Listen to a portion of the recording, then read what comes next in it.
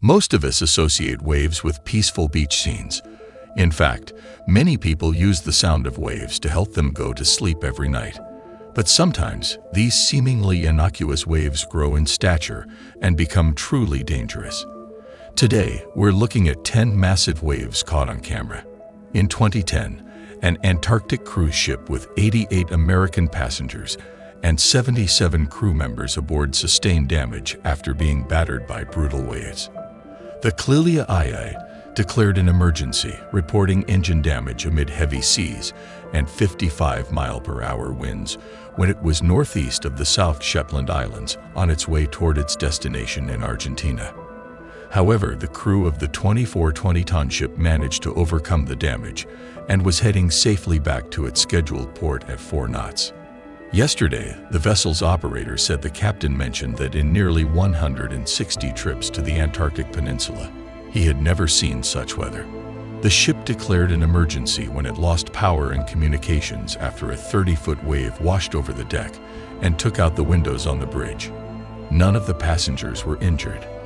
The ship was sailing from the Antarctic Peninsula back to Argentina through the Drake Passage, one of the roughest stretches of water in the world.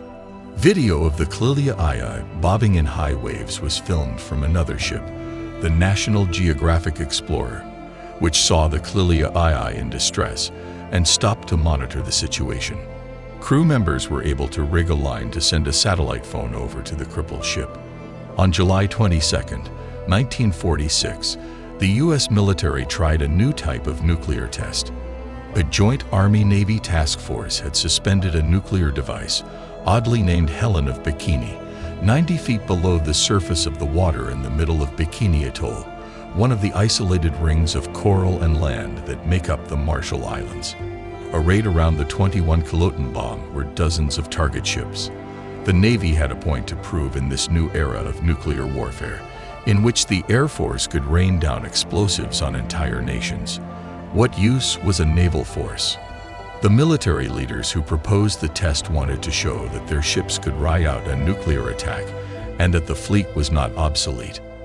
That first underwater test, the Baker event, instilled new awe for the power of the bomb.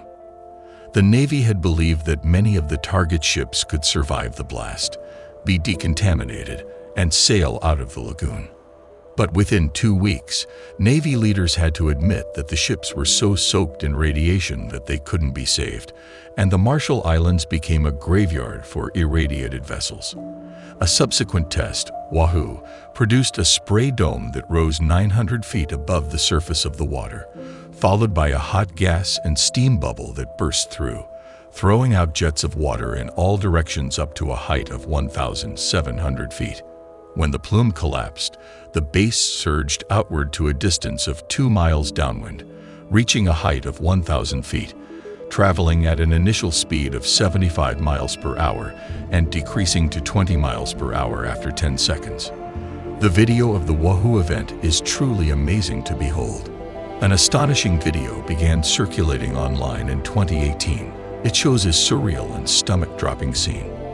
An azure wave streaked with vertical white lines rises up, and somehow up higher until it dwarfs a red tower and a row of silhouetted onlookers in the foreground. Another line appears, the wake of a figure at first too small to see, slashing across the growing mountain of water. As the wave finally rolls over itself and breaks toward shore, the figure resolves for the camera lens. Brazilian surfer Rodrigo Coxa, appearing impossibly calm as he rides down the face of this liquid avalanche. The behemoth, which Coxa surfed in November 2017, is considered the biggest wave ever ridden, topping out at 80 feet off the coast of Nazaré, Portugal. Coxa broke the existing record, which belonged to American surfer Garrett McNamara, with his wave of 78 feet standing since 2011, before being eclipsed. On his Facebook page, the surfer shared the exciting honor and said it was a dream come true. Oh yeah, it was amazing. In 2011, the biggest earthquake to hit Japan in 140 years measured 9.0 on the Richter scale. According to the U.S. Geological Service, The quake created a 10-meter tsunami that washed away houses, cars, and boats. The terrified helicopter passengers narrate as the wave gets steadily closer to shore. When it finally reaches its destination, it causes immediate mass destruction. Of course, this is a terribly tragic event. Many people lost their lives, and many homes were lost. The video is so high that it is difficult to see the scale of the wave, but once it connects with trees and houses, its true size becomes apparent. It is a sobering reminder of Mother Nature's power. For many Japanese residents, the threat of a tsunami wave is constant. In 2019, the South African government issued a warning about an intense approaching cold front, which was expected to bring gale-force winds, localized flooding, and high seas. In a statement, spokesperson for the Disaster Risk Management in the city of Cape Town, Charlotte Powell, said the cold front was expected to affect the Western Cape, resulting in a very cold, wet, and windy condition. But Cape Town residents could not have prepared for the astounding onslaught of waves and rain that pummeled them for several days. A police dashcam managed to capture some of the most incredible wave footage in history. The short clip shows a massive wave washing over a group of cars. Local officials said the rogue waves had increased in recent years due to climate change. Garrett McNamara set the world record twice for the largest wave ever surfed, once in 2011 and beating his own record in 2013. When McNamara set that record in 2011, he was accompanied by fellow big wave surfers Andrew Cotton and Alistair Menny. At the time, many said that the conditions were perfect for McNamara, who he described as inspiring. Everything was perfect. The weather, the waves, many said. Cody and I surfed 2 big waves of about 60 feet, and then when Garrett was ready, came a canyon wave of over 90 feet. The jet ski was the best place to see him riding the biggest wave I've ever seen. It was amazing. Most people would be scared, but Garrett was controlling everything in a critical part of the wave. It was an inspiring ride by an inspiring surfer.